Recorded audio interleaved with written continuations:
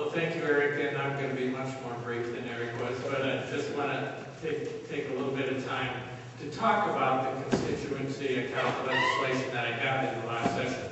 And I think it really points out the real differences between Republicans and Democrats, particularly in this session. You know, this last session we had an opportunity for integrity and openness in government.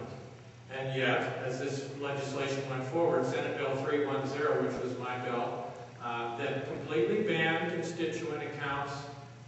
The vote in the Senate was 25 Democrats against the bill and 24 Republicans all for it.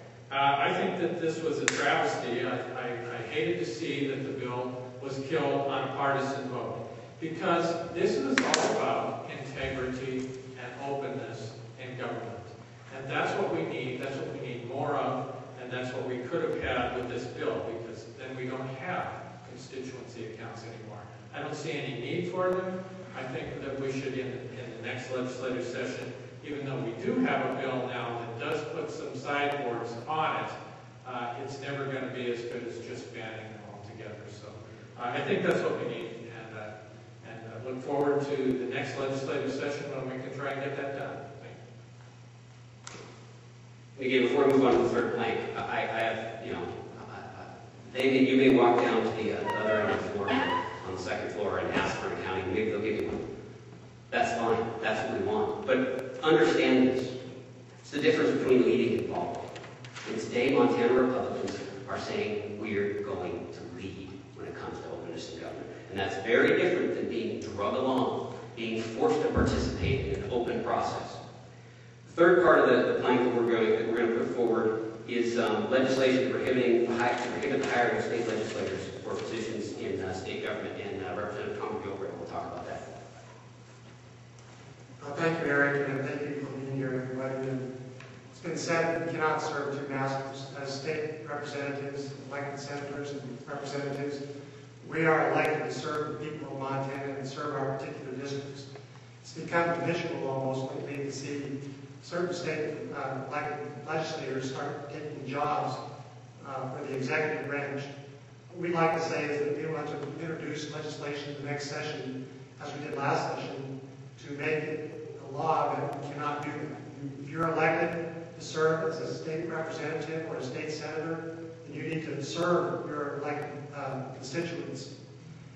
I think what we need to realize is that legislators who are elected by the people of Montana need to focus on jobs for the people of Montana and not jobs for themselves at taxpayer expense.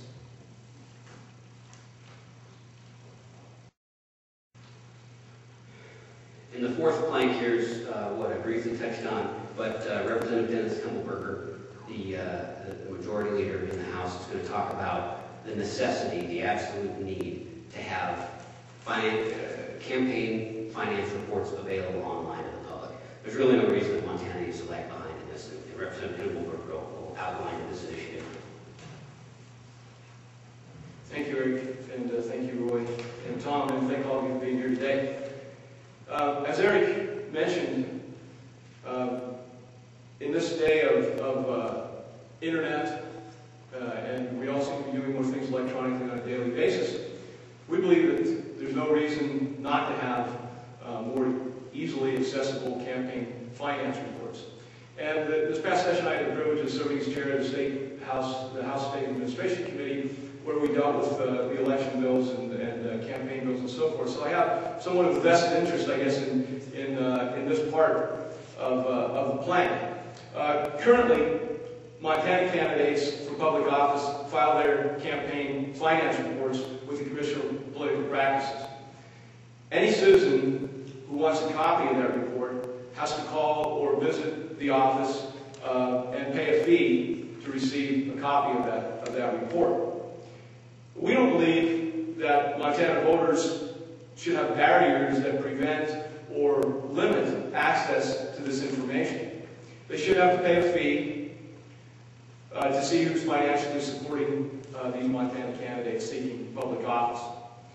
Republicans will introduce legislation in the next session that requires that the reports be published online. And copies of all the disclosures filed with the office upon receipt of the report. These can easily be posted, that anyone can download or read these reports online.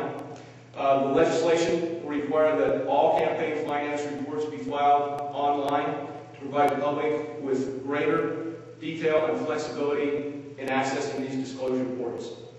Ultimately, the best way to make this information publicly available is to have the candidates file electronically so that the data is easily searchable and obtainable by the public. Thank you. So there you have it. Those are the four planks of the Montana Republican Party Openness Initiative, Openness of Government Initiative. We'll take questions. Again, you're probably going to get a lot of Me Too's.